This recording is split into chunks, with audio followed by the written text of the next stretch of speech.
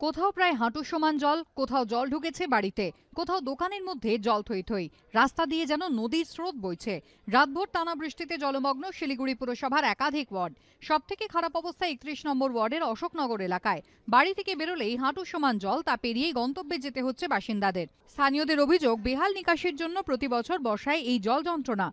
শক্তিগড় এলাকা একদম এতটা ডুববে কেউ ভাবতেই পারেনি। মানে সবার ঘরে জল, বিছানা পর্যন্ত জল, কেউ রান্না করে খেতে পারছে না, কিছু করতে পারছে না। কালকে তো যে পরিস্থিতি হয়েছে, মানে কেউ তো রান্না করে খেতে পারেনি। কালকে কোমর উপরে জল ছিল, আজকে হাঁটু পর্যন্ত জল আছে। এখন বলা যায় না, রাতে বৃষ্টি হলে তো আবার হয়তো ঘরের উপরে জল দিতে পারে। প্রত্যেকবারই এইরকম হয় এবং মানে এই সিজনে তো খুবই কষ্টে থাকে মানুষ এখানে।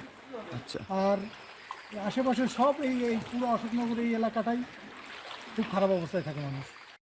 জল থই থই অবস্থার দায় অবশ্য নিজেদের ঘাড়ে নিতে রাজি নয় তৃণমূল পরিচালিত শিলিগুড়ি পুরসভা। বিরোধী তো আগে দায়িত্বে ছিল শিলিগুড়ি, আগে সিপিএম এ ছিল, এখন জামা বদল করে বিজেপিতে গেছে।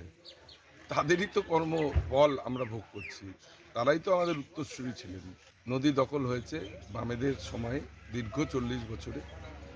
সাংসদ আছে বিজেপির 15 বছর ধরে। টাকা দিয়েছে রাজ্য সরকারকে?